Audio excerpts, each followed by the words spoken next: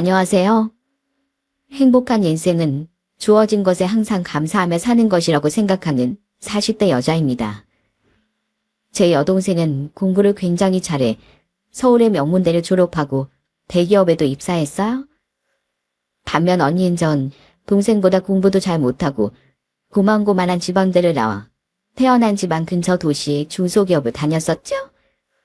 하지만 전 동생에게 자격지심을 느끼지도 상대적 박탈감을 느끼지도 않았어요. 어릴 적부터 전 저만의 장점이 있는 거라며 부모님이 항상 격려를 해주셨거든요. 덕분에 저는 건강한 생각을 가지고 동생을 진심으로 응원하며 살 수 있었던 거예요. 그런데 그런 저와 달리 제 남편은 항상 가지지 못한 것을 동경하며 스스로를 작게 만드는 사람이었습니다. 결국 그 자격지심으로 인해 남편은 자기 손으로 자기 인생을 말아먹었는데요. 그 사연에 대해 지금부터 이야기해보려고 해요. 저는 사는 지역 내에서도 좀 시골에서 태어나고 자랐습니다. 부모님이 시골에서 양계장을 운영하셨거든요. 대학 졸업 후 고향 인근 도시에서 직장 생활을 하던 전 소개로 저처럼 한 중소기업을 다니던 3살 많은 남편을 만났어요. 그리고 남들보다 좀 더 순박하고 착한 남편의 모습이 좋아 나이 34세 결혼을 하게 됐죠. 그런데 결혼 전 한창 신혼집을 구할 당시 아빠가 우리를 불러 이런 제안을 하시더군요.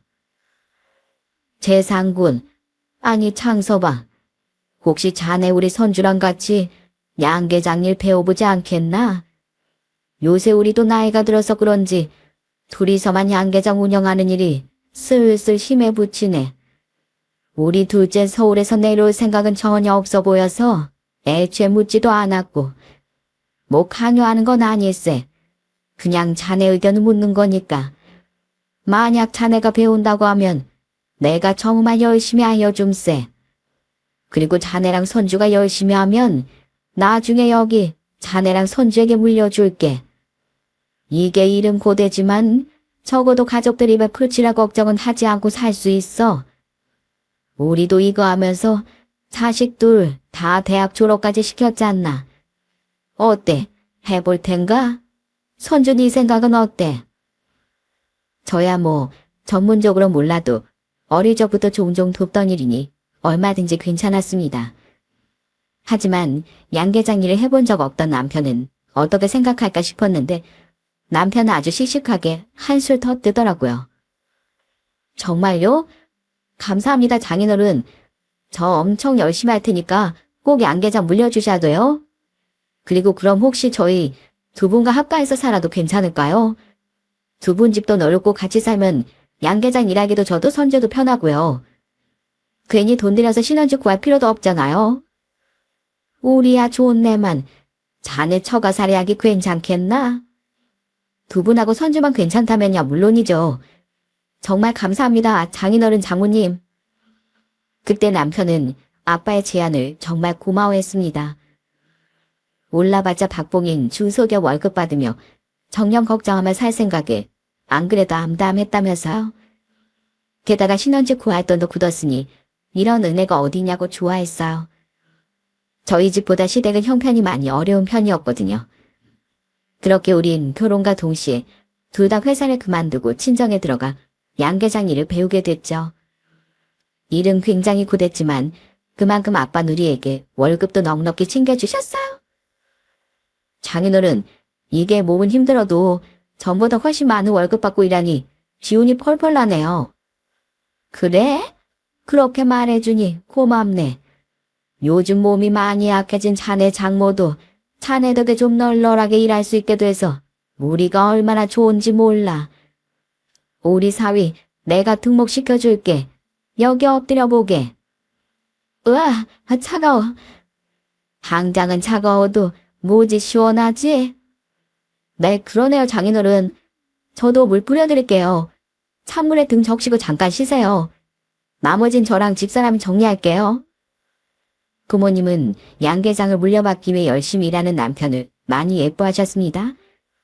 특히 아빤 든든한 아들이 생긴 것 같다며 남편과 친부자지간처럼 정답게 지내곤 하셨죠.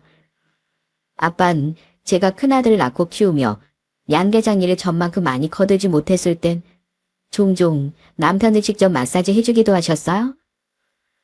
자, 어때? 시원하지? 이게 등을 팔로 그냥 밟는다고 다 안마가 아니야. 나름대로 다 기술이 필요한 거라고. 내가 우리 마누라도 등 마사지 참 많이 해줬어. 와, 너무 시원해요, 장인어른. 하루 종일 일한 피로가 싹 풀리는 기분이에요. 저도 남편도 그런 아빠에게 참 고마워했습니다. 그리고 저희 부모님께 잘하는 남편에게 고마워. 저 또한 시댁에 잘했어요. 저는 숙박업소 객실 청소일을 하느라 항상 다리 아파하는 시어머니께 마사지기를 선물하기도 하고 퇴직 후 이곳저곳 몸이 고장나지 않은 곳이 없어 집에서 쉬던 시아버지 영양제 골고루 사드리기도 했습니다. 또한 작은 회사에 다니던 시동생이 결혼할 땐 제 동생이 결혼했을 때와 마찬가지로 1,000만 원을 지어주기도 하고 타지에서 자취하며 마찬가지로 중소기업에 다니던 시누이에게 가끔 생활비를 보태주기도 했죠. 여보, 난 아마 세상에서 결혼을 제일 잘한 행운할 거야. 남편은 저와 부모님께 항상 고맙다고 말했어요. 그런데 그런 남편은 결혼한 지 3년이 지나 작은 아들이 태어났을 때부터 슬슬 이상해지더군요. 남편은 그쯤부터 시골의 처가살이에 대한 불만과 자기 연민이 생기기 시작했거든요. 아, 내 인생은 진짜 처량한 것 같아. 내 친구들은 누군 공무원이고 또 누구는 서울에서 멋지게 회사 다니잖아. 그런데 난 궁상맞게 시골에 처박혀서 이게 뭐야.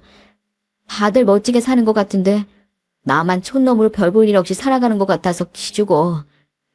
그게 무슨 소리야. 도시 살고 회사 다니면 멋진 거고 양계장 일하면 처량한 거야? 그리고 누가 일 억지로 시켰어? 너무 좋다고 실학한 것도 먼저 이 집에 들어와서 살고 싶다고 한 것도 당신이잖아. 거기다 전에 비하면 아빠가 주시는 월급도 많고 막말로 우리도 다 그대로 회사 다녔어 봐. 애 둘 낳고 키우느라 훨씬 더 빠듯했을걸? 좋게 생각하자 우리. 처음엔 이 사람이 왜 이러나 싶어 더 잘해주려고 노력했습니다. 그런데 처음엔 침울해하기까지만 하던 남편은 양계장 일을 하다가 종종 거친 모습도 보였어요. 에이, 내가 이렇게 닭똥 냄새 맡으면서 삽질이나 하려고 대학 나왔나? 이럴 줄 알았으면 대충 갚는다고 허리 휠 필요도 없이 진즉 대학이나 가지 말걸. 아우, 허리 아파. 조용히 해, 이 닭놈들아. 니들도 나 닭똥 냄새나 맡고 산다고 무시하냐? 남편은 그렇게 닭들에게 자기 인생에 대한 화풀이를 하듯 버럭하기도 했습니다. 저뿐 아니라 부모님 또한 그런 남편을 걱정하셨어요? 장서봐, 자네 요즘 왜 이렇게 기운이 없나? 아이 무슨 병든 닭처럼 말이야. 많이 힘들면 좀 쉬게 해줄까? 하지만 부모님의 걱정도 위로도 남편을 기운나게 하지 못했어요.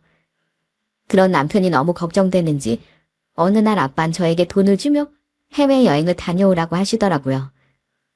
저는 가도 저희 돈으로 가겠다고 거절했지만 부모가 주는 돈은 그냥 받는 거라며 아빠는 극구 돈을 건네주셨죠. 사람은 한 번씩 마음의 환기가 필요할 때가 있어. 애들은 우리가 봐줄 테니까 오랜만에 신혼기분 내면서 다녀와. 장서봐, 가서 기분 전환 잘하고 씩씩하게 돌아오게. 와, 장인어른 짱! 감사합니다. 잘 다녀오겠습니다. 부모님께 죄송해하는 제 마음도 모르고 남편은 마냥 신나하더군요. 그렇게 우린 부모님 덕에 해외 한 도시로 여행을 하게 됐어요. 와, 진짜 너무 좋다. 이 도시 냄새, 이 활기. 그래, 이게 바로 내가 원하던 거야. 다행히 여행하는 내내 남편은 처음 여행을 떠나본 어린애처럼 즐거워했습니다. 하지만 집으로 돌아오기 전날이 되자 남편은 다시 한숨을 푹푹 쉬더라고요. 그리고 마지막 날 저녁 남편은 숙소 창밖의 도시 야경을 보며 이런 말을 했죠. 여보, 우리도 도시 나가 살까? 저기 불빛들 좀 봐. 너무 아름답지 않아? 그리고 우리 청춘 시골에서 닭만 보고 살기엔 너무 억울하지 않아? 양계장 일도 처가살이도 당신이 다 원해서 했던 일이잖아. 아, 당신 그렇게 도시로 나가 살고 싶어? 그래, 사람 생각은 변하는 거니까 처음 양계장일 시작할 때랑 지금 당신 생각이 변했을 수도 있지. 당신 원하는 대로 집 구해서 도시 나간다고 치자. 거기까지 나도 좋아. 그럼 거기서 당신 뭐하고 돈 벌 거야? 전처럼 사무직 취업하려면 경력 단절 기간이 있어서 어려울 수도 있고, 만약 한다고 해도 지금만큼의 월급은 못 받을 거야. 애 둘 엄마인 난 더더욱 마찬가지고. 아니면 다른 생산직 일이라도 생각해 둔 거 있어? 들어보고 괜찮으면 당신 말대로 도시 나가서 살자. 부모님께 잘 말씀드리면 되지 뭐. 저는 힘들어하는 남편을 위해 부모님께 죄송함을 무릅쓰고 양계장 일을 그만둘 생각도 했습니다. 하지만 제 물음에 남편은 더 답답한 대답을 했죠. 아니, 난 몸쉬운 일은 더 이상 안 하고 싶어. 폼 안 나잖아. 그렇다고 지금보다 돈을 못 버는 것도 싫고. 그럼 어쩌자는 거야? 이것도 싫다, 저것도 싫다. 사람이 어느 정도 현재 만족할 줄 알아야지. 제 말에 남편은 아무 말도 못하고 고개만 숙이더군요. 대체 남편이 왜 저렇게 환상에만 적게 됐나 싶어 답답도 하고 솔직히 한심하기도 했어요. 남편은 이후 결국 기운을 차리기는커녕 전보다 현실에 대한 불만과 자격지심만 더더욱 커지게 됐죠. 남편은 친구들이 양계장이라는 자신을 무시하는 것 같다며 친구 모임에도 잘 안 나가려 들었습니다. 누가 당신을 무시해. 당신 그거 피해의식이야. 아니야. 도시 살고 편하게 앉아서 사무직 일하는 사람들은 은근 이런 촌사람들 무시한다니까. 그러니까 그런 인간은 애초에 상종 안 해도 될 인간이고 정신 멀쩡히 박힌 사람은 그런 생각 안 해. 그리고 사무직이 편하다고 누가 그래? 당신은 전에서 일할 때 편했어? 남편은 끝내 제 말에 대답할 말이 없을 땐 항상 입을 꾹 닫았습니다. 하지만 남편은 대꾸할 말을 못 찾았다 뿐이지 여전히 제 생각엔 동의하지 않고 자격지심에 빠져 지냈어요. 시골도 양계장 일도 싫고 그렇다고 도시 나가서 밥봉받고 살기도 싫고 몸 쓰는 다른 일도 싫다고 하니 정말 어쩌자는 건가 싶더라고요. 남편은 결혼 초 부모님과 살갑게 지내던 모습은 온데간데 없이 양계장 일을 하면서도 하기 싫은 티를 팍팍 내곤 했죠. 물론 부모님 앞에서 난폭하거나 짜증스러운 모습을 보인 건 아니지만 일하기 싫어하는 사람은 멀리서 봐도 티가 나는 법이니까요. 심지어 남편은 동생이 다니던 대기업에서 사내 커플로 만나 결혼한 제부에게까지 자격지심을 표출하더군요. 박서방, 자네 형님은 나를 보고도 왜 인사를 안 하나? 지금 자넨 대기업 다니고 나니 깡시골에서 닭 키운다고 무시해? 자넨 위아래도 없어? 인사를 안 하다뇨 형님. 형님이 계속 화장실에 계셔서 제가 인사를 못한 거죠. 언제 나오셨어요? 나오는 거 봤으면 얼른 인사했을 거예요. 거짓말하지 마. 일부러 무시한 거면서. 명심해. 사회적으로는 자네가 나보다 잘 나갈지 몰라도 집안에선 내가 자네보다 어른이야. 여보, 왜 서울에서 힘들게 막 내려온 제부한테 트집이야. 당신 화장실에서 나오는 거 나도 못 봤어. 그리고 인사 좀 못 보면 못했을 수도 있지. 거기서 당신을 무시한다는 얘기가 왜 나와. 제구, 미안해. 이 사람이 요새 많이 피곤해서 그래. 그래, 미안하네 박서방. 장서방이 원래는 착한 사람인데 요새 일하느라 스트레스가 많나 봐. 남편은 제부를 처음부터 못마땅하게 보더니 점점 생태집을 잡기 시작했어요. 괜한 자격지심에 제부와 동생 회사 생활 얘기가 나오면 투덜거리기도 하고 가끔은 제부가 자신을 정말 무시한다는 피해의식에 젖어 화를 내기도 했죠. 한 번은 다 같이 모인 명절날 제부가 자기 코를 손으로 만진 적이 있었습니다. 그때 제부는 코감기가 걸려서 몇 번이나 코를 풀고 손등으로 코를 훔쳤었어요. 저도 부모님도 그런 제부에게 한 번씩 휴지를 건네줘서 확실히 제부가 감기에 걸렸다는 걸 알고 있었죠. 그런데 대뜸 남편이 그런 제부를 보며 또 버럭을 하는 거예요. 자네, 지금 나 보라고 코 틀어막은 거야? 예? 틀어막은 게 아니라 콧물이 나와서. 웃기지 마. 자네 지금 나한테 닭똥 냄새 난다고 대놓고 뭐 안 주는 거잖아? 아니라고 하면서 속으론 나 무시하고 있는 거 다 알고 있어? 나도 한때 회사 다녔었거든? 편하게 책상에 앉아 일하는 주제에 고생이 뭔지 알지도 못하면서 누굴 무시해? 자넨 똥 안 싸? 심 뽑고 약간 자네 똥 냄새는 학똥 냄새보다 더 심할 거야. 형부, 진짜 왜 이래요? 아픈 몸 이끌고 내려온 사람한테. 당신 진짜 이럴래? 왜 자꾸 엄한 사람을 잡아? 무서워서 당신 앞에서 누가 코라도 탔겠어? 안 되겠어. 당신 방에 들어가 그냥. 창서봐. 자네 정말 해도 해도 너무하는구만. 내가 더 감싸주고 싶어도 탁서방한테 미안해서 자네 편호도 못하겠어. 장인어른도 이제 별 볼 일 없는 저보다 돈도 잘 벌고 잘 나가는 작은 새가 더 좋다 이거죠? 처제들 속으로 나 무시하고 있으니까 형부인 나한테 소리 지르는 거지. 왜 다 나만 무시해? 애들도 보는데 진짜 그만해 당신. 정말 이젠 저까지 화병이 날 것 같았습니다. 아무도 무시한 적이 없는데 남편은 그렇게 스스로를 못난 인간이라는 틀에 가두고 있었던 거예요. 결국 저희 부부는 결혼한 지 5년 뒤 읍내로 분가를 하게 됐습니다. 어차피 집값이 싼 곳이라 많이 비싸지도 않았고 무엇보다 부모님이 먼저 남편을 위해 분가를 권해주셨거든요. 장서방이 티는 안 냈어도 처가살이가 힘들었을 수도 있다. 누구에게나 처가살인 힘든 법이야. 때문에 일 끝나고 잘 쉬지도 못하다 정신이 피폐해져서 장서방이 저러는 걸 수도 있어. 그러니 늦었지만 애들하고 장서방하고 나가 살면서 장서방 잘 보듬어 줘봐. 심지어 부모님은 기왕 구하는 곳 더 넓고 좋은 집을 구하라며 저희에게 돈까지 보태주셨습니다. 제가 됐다고 해도 조금이라도 더 좋은 집을 구하면 장서방 기분이 낫지 않겠냐면서요. 아무리 네 성에 안 차는 구석이 있어도 장서방은 네 남편이고 네 아이들의 애비다. 적어도 안에 있는 네 남편을 가장 위해줘야 하지 않겠니? 가족은 결혼하고 애 낳았다고 다가 아니라 이해해주고 보듬어주는 존재란다. 장서방한테 잘해줘. 그렇게 부모님은 진심으로 사위인 남편을 위해주셨던 거예요. 읍내 적당한 아파트로 분가한 뒤 남편은 처음엔 굉장히 좋아했습니다. 닭똥 냄새도 안 나고 집도 신식이라면서요. 하지만 그것도 잠시였고 집들이를 하던 날 남편은 제부에게 다시 못난 모습을 보이더라고요. 야, 처형, 형님, 집 완전 근사한데요?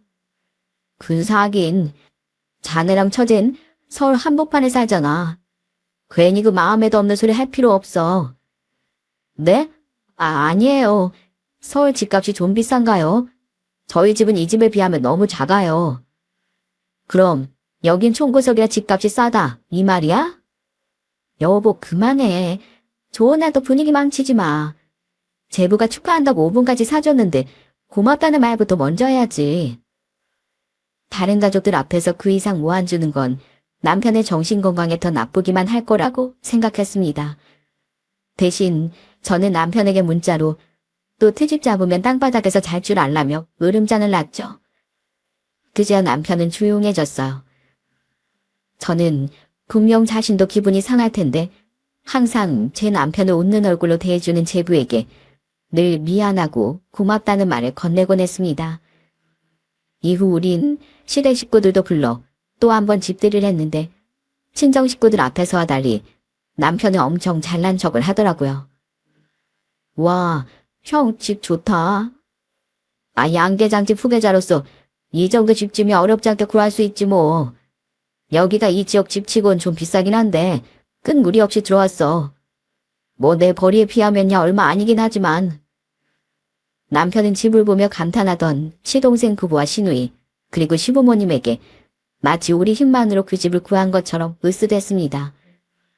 이미 이사 당시 종종 동서와 통화하던 제가 친정 부모님이 도와주셨다는 말을 했었는데 말이죠. 당시 시부모님은 여전히 작은 전셋집에 살고 계셨고 시동생은 전세 사기를 당하며 어린 조카 동서와 함께 방 2개짜리 월세집에서 지내고 있었어요. 다니던 회사가 문을 닫은 후 제 취업에 애를 먹던 시누이도 여전히 원룸 월세집에서 살고 있었죠. 그런 시댁 식구들이 술이 들어간 남편의 지나친 잘난 척에 내심 속상해하진 않을까 걱정되더군요. 때문에 저는 술이 얼큰이 취한 남편을 잠시 방으로 불러 그만 좀 잘난 척을 하라고 타일렀어요. 당신 동서랑 사모님이 씁쓸해하는 거 안 보여? 그리고 이 집이 무슨 이 지역치고 비싼 집이야. 그냥 평범한 아파트지. 게다가 우리 돈으로만 살 수 있었던 것도 아닌데 그 얘긴 왜 빼? 이미 동서가 우리 부모님이 도와주신 거 다 알고 있다고 내가 아까부터 얘기했잖아. 제발 자랑 좀 그만해. 당신이 잘못 알았다고. 사실 당신 부모님한테 도움 안 받아도 우기면 그만이지. 그리고 다들 형편 어려운 와중에 장남인 나라도 잘 사는 게 얼마나 다행이야. 이렇게라도 부모님하고 동생들한테 좀 잘난 장남처럼 보이면 안 돼? 맨날 처가에서 기죽어 사는데 여기서라도 좀 떵떵거리자. 어찌나 술에 취했는지 남편은 거의 고래고래 소리 지르더군요. 결국 그 큰 소리를 거실에 있던 시댁 식구들 모두 들어버렸죠. 그날 남편이 먼저 골아 떨어진 후 시댁 식구들이 제게 얼마나 민망했는지 몰라요. 남편은 그렇게 자격지심과 더불어 인정받고 싶은 욕구가 커진 것 같았습니다.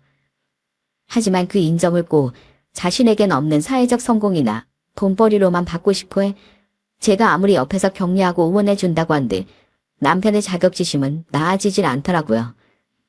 그리고 그런 남편이 한순간에 돌변하는 사건이 발생하고 말았어요. 사건은 저희가 읍내로 이사한 지 얼마 안 됐던 어느 날 갑자기 일어났죠.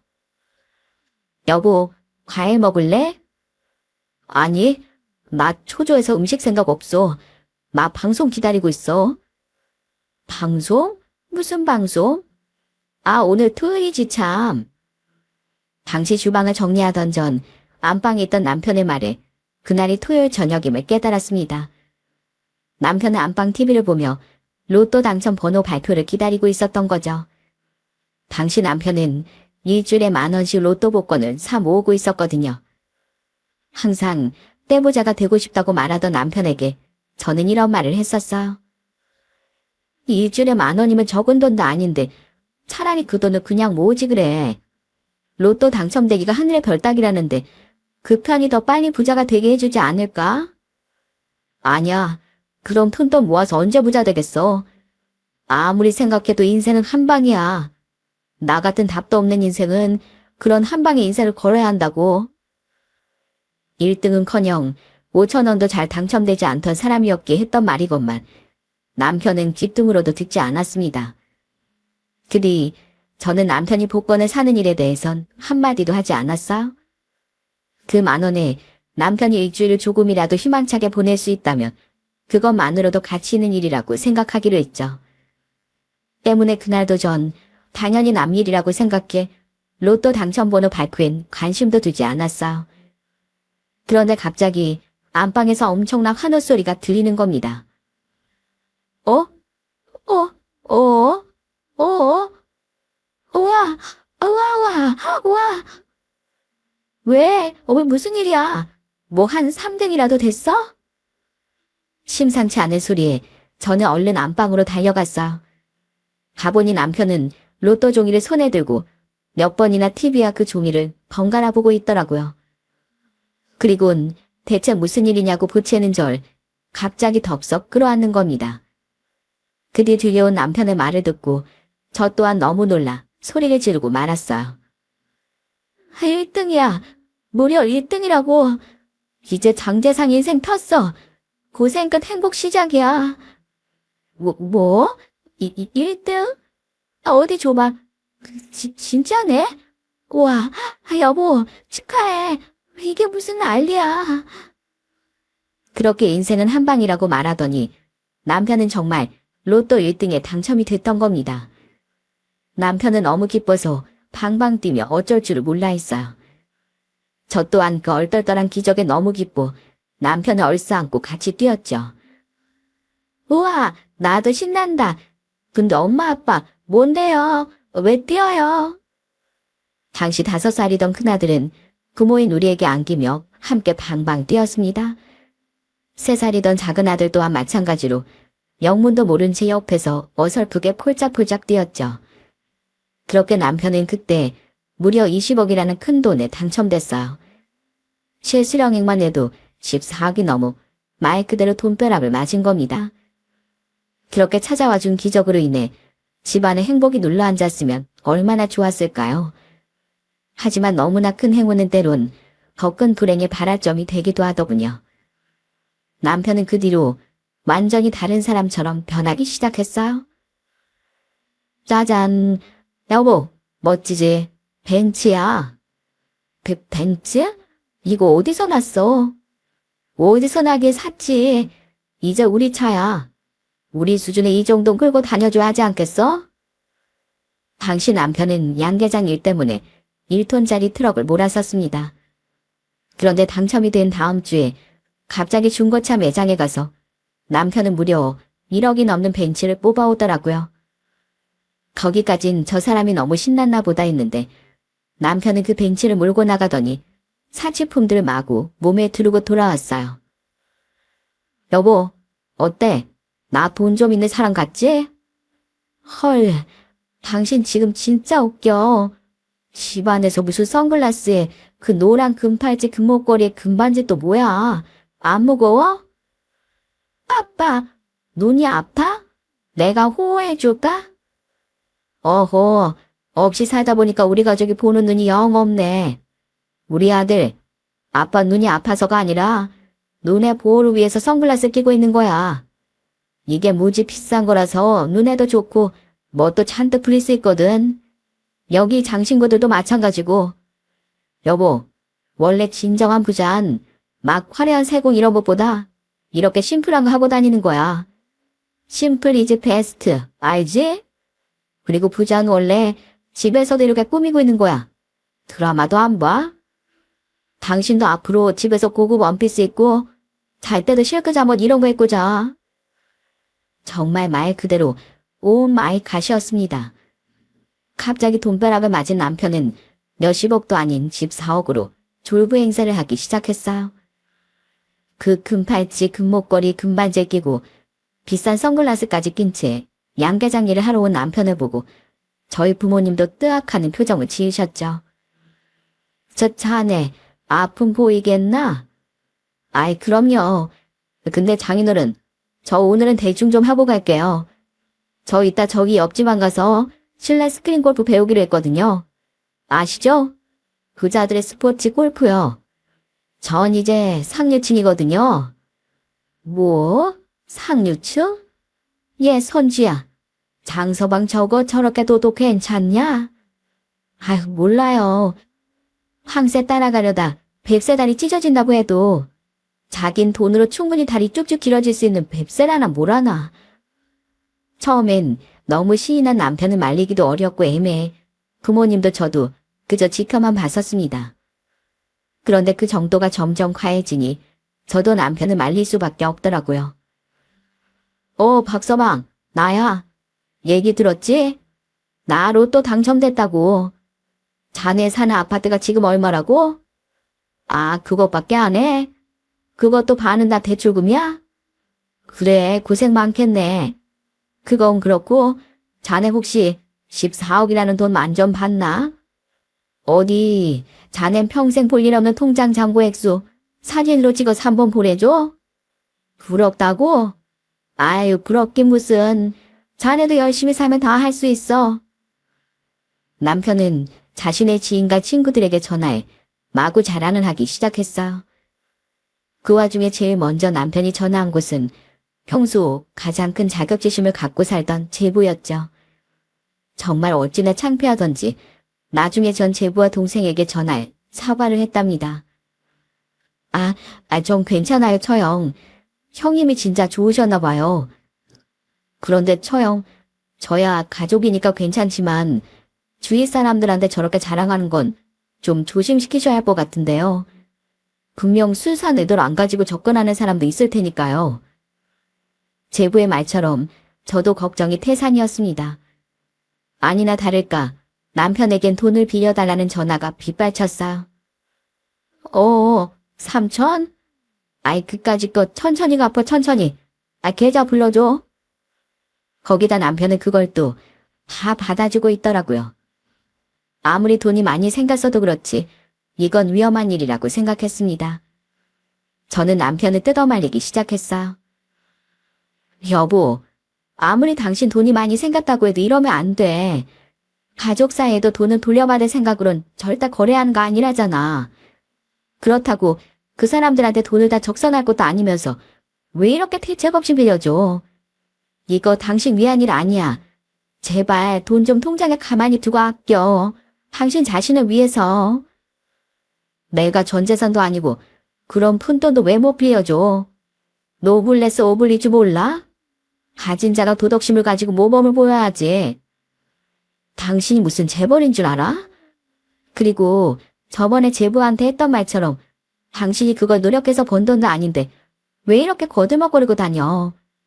더는 익을수록 고개 숙이는 거라고. 가진 게 많을수록 겸손하고 입을 다물 줄 알아야지. 이제 자랑 좀 그만하고 다니고 돈도 그만 빌려주고 다녀. 당신 그거 착해서가 아니라 호구되는 거야. 내가 일주일에 10,000원어치씩 꼬박꼬박 열심히 번호 찍은 게 왜 노력이 아니야? 이것도 다 노력이고 운도 실력이지. 내 노력, 내가 자랑 좀 하고 내가 직접 찍은 번호로 번 돈, 내가 알아서 쓰겠다는데 왜 잔소리야? 당신은 항상 그렇게 잘난 척이더라. 듣기 싫어. 정말 환자만 노릇이었습니다. 그 와중에 남편은 저도 모르게 시동생과 시누이에게 각각 1억을 주고 시부모님께는 아무리 집값이 저렴한 곳이라도 무려 집을 사들였더라고요. 물론 가족이 힘들고 어려우면 당연히 도울 수 있죠. 하지만 제가 서운했던 건 남편이 그토록 자기 위하고 도와줬던 친정 부모님께는 감사의 마음 표시 하나 안 했다는 거예요. 아무리 당첨된 돈이 제 돈이 아니라고 해도 여태 저희 부모님이 도와준 돈이 얼만데 너무하다는 생각이 들더라고요. 때문에 조심스레 남편에게 어떻게 우리 부모님께는 작은 선물도 하나 안 사드리냐고 말했더니 남편이 이러지 않겠어요? 누가 도와달랬나? 그건 두 분이 도와주고 싶어서 도와주신 거잖아. 양 계장님도 고생한 만큼 월급을 주신 거고 합가도 따지고 보면 손주들이랑 같이 살아서 두 분이 더 좋으셨던 거 아니야? 그때마다 감사하다고 말했으면 됐지. 뭐가 문제야? 이 집값 도와주신 거? 따질 거 이자까지 쳐서 돌려드리지 뭐. 그럼 됐지? 뭐? 지금 그깟 돈 돌려드린 것 때문에 그래? 진짜 이 인간이 인생 역전되더니 정신을 못 차리네. 두 분이 잘해주시는 것만큼 나도 두 분한테 아들처럼 잘하고 살았어. 그럼 됐지. 몰라. 나 골프 연습 가야 돼. 분수에 넘치는 큰돈을 손에 쥔 남편은 완전히 자기 잘난 맛에 물들어 버렸습니다. 그렇게 자격지심으로 똘똘 뭉쳐 살던 사람이 이젠 잘난 척 할 돈이 생기니 완전 기고만장해진 거죠. 심지어 남편은 서서히 안계장도 출근하지 않더라고요. 또 일을 안 가겠다고? 냄새나. 내 명품 옷에 비하면 드라이클리닝하는 비용이 더 들어. 양계장으로 혼자 출근할 때마다 뱃속이 부글부글 끓었습니다. 저는 저 혼자라도 부모님을 거들어야 했기에 항상 혼자 출근을 했어요. 처음엔 그런 남편을 그냥 두고 보던 아빠도 결국 이건 아니라고 생각했는지 남편에게 전화해 화를 내시더군요. 그리고 휴대폰 너머로 들려온 남편의 말은 제 이성의 끈을 끊어지게 하는데 충분했죠. 자네, 바빠 죽겠는데 무책임하게 왜 출근을 안 하나? 귀찮아서요. 그 지독한 닭똥 냄새 참아가면서 벌어야 할 정도로 돈이 아쉬운 것도 아니라서요. 뭐야? 자네, 지금 단단히 실수하고 있어. 아무리 큰 돈이 생겼어도 거만해지는 사람은 결국 그 돈에 잡아먹히는 거야. 네. 그러는 장인어른은 그 잡아먹힐 만한 돈이나 가져보셨어요? 장인어른이 먼저 전화 주신 김에 말씀드릴게요. 저 이제 양계장 안 나가겠습니다. 사실 전부터 장인어른이 뭐라도 되는 것처럼 제 앞에서 거들먹거리시는 거 저 싫었어요. 그게 다 돈 때문에 아쉬워서 참은 거였는데 이제 제가 참을 필요 있나요? 어차피 그깟 월급 안 받고 나중에 양계장 안 물려받아도 제 인생은 이제 탄탄대로인데요. 이만 끊겠습니다. 이 인간이 돌아도 제대로 돌은 것 같다. 더는 못 참아주겠더군요. 감히 저희 아빠가 자기에게 어떻게 해줬는데 그딴 소리를 한답니까? 저는 얼굴이 불그락불그락해진 아빠에게 죄송하다고 말한 뒤 곧장 남편이 뒹굴거리고 있는 집으로 달려갔어요. 그런데 그런 절 보고 그놈이 먼저 선방을 나리더라고요. 왔어? 일찍 왔네? 바로 달려왔나 봐? 안 그래도 오늘 할 말 있었는데 잘 됐네. 내가 앞으로 양계장 안 나간다고 한 거 당신도 옆에서 들었지? 들었어. 감히 우리 아빠한테 어떻게 그런 말을 해? 이것 봐. 당신도 당신 식구들도 항상 날 우습게 여겼지. 그러니까 감히라는 말 하는 거 아니겠어? 피해의식도 정도껏 표현해. 당신은 무시해서가 아니라 그토록 당신한테 잘해준 은혜를 저버린 당신이 그 심하게 짝이 없어서 그렇게 말한 거야. 짐승도 구해준 은혜는 안다는데 그깟 돈 몇 푼에 어떻게 사람이 이렇게 안면몰수래? 그놈의 은혜. 우리 부모님도 돈만 있었으면 충분히 당신한테 장인 장모님만큼 잘해줬을걸? 됐고, 난 내가 본 돈 쓰는 거 당신한테 잔소리 듣는 것도 싫고 이젠 당신도 당신 가족도 다 지긋지긋해. 애들은 엄마가 키워야 하는 거 알지? 까짓거 내가 양육비도 애가 둘이니까 다달이 200만 원씩 줄게. 그래야 나도 가끔 애들 볼 명분이 서지. 그리고 지금 사는 이 집에 내가 3억 얹어줄 테니까 우리 깔끔하게 이혼하자. 내 당첨금 있지? 이건 당신이 재산 형성에 기여한 돈이 아니라서 이혼을 해도 재산 분할 대상이 아니래. 근데 당신 말처럼 그동안 장인어른이 도와주신 것도 있으니까 내가 특별히 그 돈 나눠주는 거야. 난 이제 당신하고 당신 집에서 벗어나서 자유로운 나비처럼 홀홀 날아갈 거야. 남편은 그날 속 시원히 이혼을 선언하려던 저보다 앞서 제게 이혼 선언을 해버린 겁니다. 이 모든 건 남편이 로또에 당첨된 지 고작 한 달도 안 된 사이에 전부 일어난 일이었죠. 너무 기가 막혔어요. 하지만 어차피 저도 저 인간하고는 이혼해야겠다 마음 먹었던 거 이를 악물고 소리쳤습니다. 그래, 땡큐다. 대신 오늘 한 말 다 지켜 당신? 근데 내가 마지막으로 이 말은 좀 하자. 이보세요. 호박에 줄 긋는다고 수박 되겠어요? 마음이 진정한 부자가 될 준비가 안 됐는데 그깟 졸부 흉내내봤자 그게 오래 갈 것 같아? 정신 차려. 당신은 그렇게 멋지게 살고 싶다, 떼부자가 되고 싶다고 했지만 정작 당신은 멋진 떼부자가 되려면 얼마나 큰 노력이 필요한지 전혀 모르고 있어. 알고 싶어 하지도 않고. 게다가 이렇게 찾아온 기적을 길바닥에 질질 흘리고 다니면 기적이 또 기분 상해서 또 찾아와 주겠니? 이미 당신은 가족을 잃었지만 가족도 돈도 있을 때 소중히 여겨야 한다는 걸 꼭 언젠가 깨닫길 바래. 그래. 당신은 끝까지 훈계질이구만. 그래봤자 난 하나도 타격받을 거 없어. 없는 자의 바락이라고 생각하지 뭐. 마지막까지 그놈은 오래도록 돈다발 속을 허우적댈 생각에 행복해하며 제게 비아냥댔어요. 그 모습이 너무 꼴보기 싫었지만 분명 땅을 치고 후회할 놈은 그 인간이니 저는 쿨하게 이혼 도장을 찍어버렸죠. 그렇게 저는 그놈과 이혼했는데 괘씸했던 건 그놈이 끝까지 저희 부모님께 죄송하고 고마웠다는 인사전화 한 통을 안 했다는 겁니다. 오직 시부모님과 시동생 부부, 시누이만이 제게 전화해 자신들이라도 대신 사과를 하고 싶다는 말을 전하더라고요. 시댁 식구들은 다들 가난해도 착한 사람들이었는데 왜 그 인간만 그 모양이었는지 몰라요. 진짜 그 인간만 생각하면 무엇보다 저희 애들이랑 엄마 아빠에게 너무 죄송해요. 됐다. 우리도 장서방을 생각하면 괘씸하다만 더 생각해봐야 우리 속만 상하지 않겠니? 우린 가족으로서 장서방에게 할 만큼 했고 이젠 깔끔히 뒤돌아서면 된다. 부모님은 너무 죄송해하는 절 그렇게 위로하며 감싸주셨습니다. 이혼 후 저는 그 집을 팔고 다시 부모님 댁으로 들어갔어요. 어차피 읍내에서 양계장 일로 왔다 갔다 하기 불편하기도 했고 남편도 없는 마당에 굳이 부모님과 떨어져 살 필요도 없었으니까요. 무엇보다 부모님이 태어날 때부터 함께 살았던 손주들이 없으니 너무 쓸쓸해하셨죠. 저는 집을 팔고 부모님이 도와주셨던 돈에 이자까지 쳐서 돌려드렸어요. 필요 없다던 두 분께 이 돈을 안 받으시면 제 마음이 너무 무겁다고 애원하며 말입니다. 한편 이혼 후 그놈은 한동안 아주 활기를 치며 살더라고요. 그동안 저와 그놈이 처음 만났던 그 도시의 한 브랜드 아파트를 매매했다고 하더군요. 저희 지역과 워낙 가까운지라 그곳엔 제 학창시절 친구들도 꽤 많이 살았어요. 그중 친한 친구 한 명이 제게 그놈이 수집 여자를 만나는 것 같다고 전해주었죠. 우리 회사가 꽤 번화가 있잖아. 그래서 벤츠 타고 웬 여자랑 돌아다니는 네 전 남편 몇 번이나 봤어.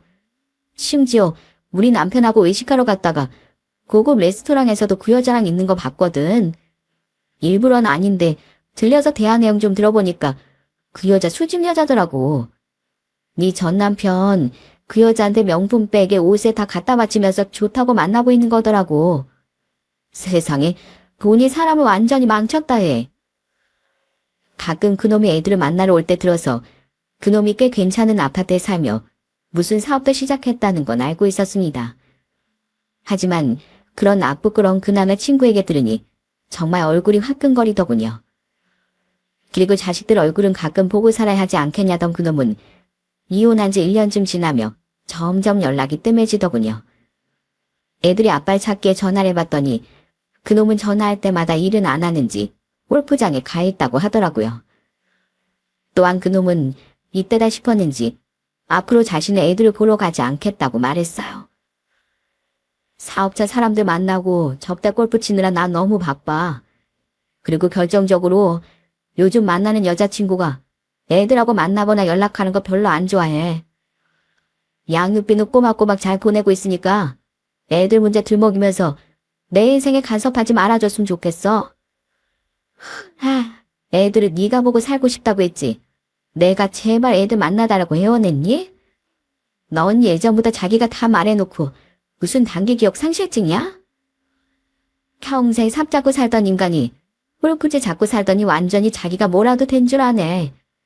나야, 당신이 우리 애들 앞에 더 이상 안 나타나준다고 하면 완전 고맙지. 너 만난다는 여자 무슨 수집 여자라며? 내 친구가 다 봤대. 그래, 실컷 골프 치고 그 여자한테 돈 뜯겨가면서 행복해라. 저는 기가 차서 소리를 빽 지르고 끊었습니다. 그 뒤 한동안 전 아빠가 보고 싶다고 울먹이는 애들을 달래느라 고생했어요. 그래도 다행히 저와 부모님이 열심히 달래고 보살핀 덕에 애들은 더 이상 아빠를 찾지 않게 됐죠. 또한 가끔 여동생과 놀러오는 제부가 조카에게처럼 저희 애들에게도 참 잘해줘서 너무 고마웠어요. 그리고 마지막으로 돈 때문에 아내도 자식도 전부 버린 그놈은 망하는데 딱 4년이 걸렸습니다. 당시 그놈은 거의 1년간 양육비를 안 보냈었어요.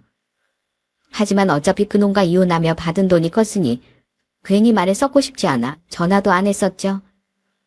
그런데 그놈이 2년 전 저희 집을 찾아 무릎 꿇고 잘못을 싹싹 되지 않겠어요? 그놈은 황당해하는 저와 부모님 앞에서 자신이 어떻게 망했는지 낱낱이 털어놓더라고요. 저 쫄딱 망했어요. 장인어른 장모님. 저 그동안 지인들한테 돈 엄청 빌려줬었거든요. 근데 결국 하나도 못 돌려받고 뒤통수를 맞았어요. 게다가 사업은 2번이나 쫄딱 말아먹고 같이 살던 수집 여잔 제가 망하자마자 도망을 가버리더라고요. 저 어떻게든 2번째 사업만을 살려보려고 저희 집 식구들한테 줬던 돈까지 다시 달라고까지 했었거든요. 고맙게도 저희 부모님은 다시 집을 팔고 동생들의 살던 전셋집을 작은 집으로 옮기면서까지 제가 줬던 돈을 돌려줬어요. 근데 결국 그 돈하고 저 살던 아파트까지 전부 날렸어요. 그래서 저 지금 완전 빈털터리 돼서 부모님 전셋집에 얹혀 살고 있어요. 그래서 지금 자네가 얼마나 딱하게 살고 있는지 알아달라는 건가? 무섭게 왜 그렇게 냉정하게 얘기하세요, 장인어른. 저 장태상입니다. 원래 장인어른이 예뻐해 맞이 않았던 장서방이요. 장인어른, 4년 전엔 제가 정말 죄송했습니다. 평생 남들만 동경하고 자격지심으로 똘똘 뭉쳐서 살다가 갑자기 수중에 돈이 생기니 눈에 뵈는 게 없었어요. 여보, 당신 말이 다 맞았어. 난 남들한테 그냥 호구였고 난 가랑이 찢어질 일밖에 안 남은 뱁새였던 거야. 내가 다 잘못했어. 제발 나 좀 다시 받아줘. 어림없는 소리 하지 마. 그토록 당신을 고쳐보려고 설득도 하고 하던 애면서 노력했던 날 한순간에 애들하고 같이 버려버린 건 당신이야. 그토록 당신한테 잘해줬던 우리 부모님에게 오히려 못된 소리까지 해대고 떠나버린 게 바로 당신이라고. 그러니까 쓸데없는 소리 하지 말고 그냥 가. 고작 술집 여자 때문에 애들까지 저버린 사람 염치도 없지. 우리 딸이 말 한번 똑 부러지게 잘하는구만. 이보게, 인생에서 말이지 돈보다 더 중요한 게 바로 사람인 법이야. 하지만 자네가 이제와 그걸 깨달았다고 해도 우린 다신 자네를 받아주지 않을 걸세. 뭐든 돌이킬 수 있는 때가 있고 없는 법이지. 그 돌아올 수 없는 강을 건넌 건 자네 스스로야. 들어보니 자네 가족은 그래도 아직 자네 가족이라고 생각하는 것 같은데 괜히 여기서 이러지 말고 자네 남은 가족이나 살면서 잘 챙기게.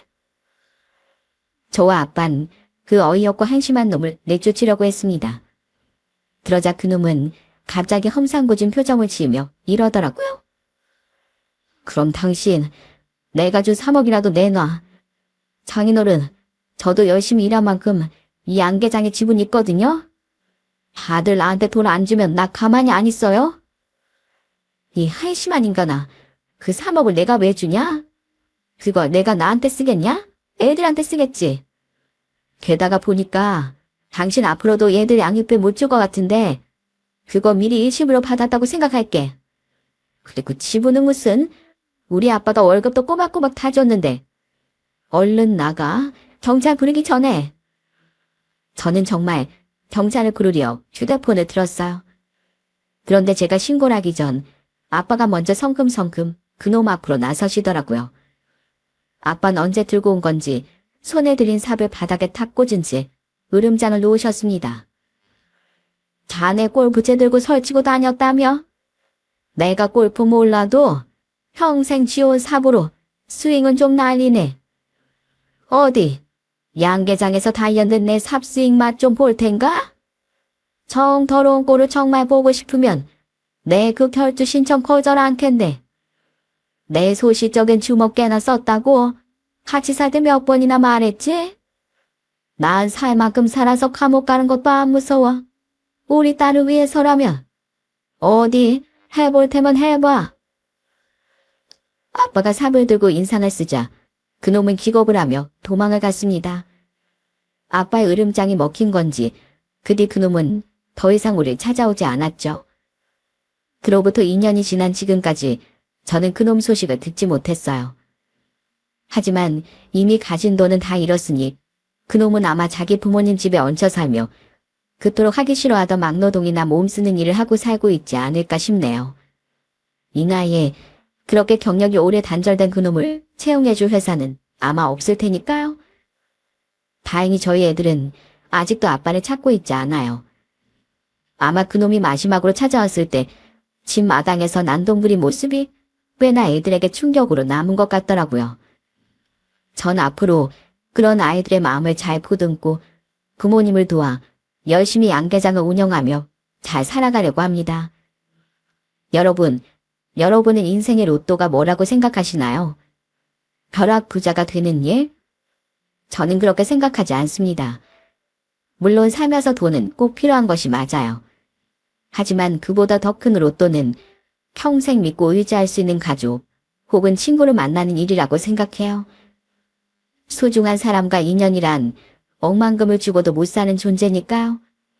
그러니 아무리 살아가는데 중요한 돈이 눈앞에 있더라도 돈을 선택함으로 인해 더 소중한 인연을 잃는 일은 없으셨으면 좋겠네요.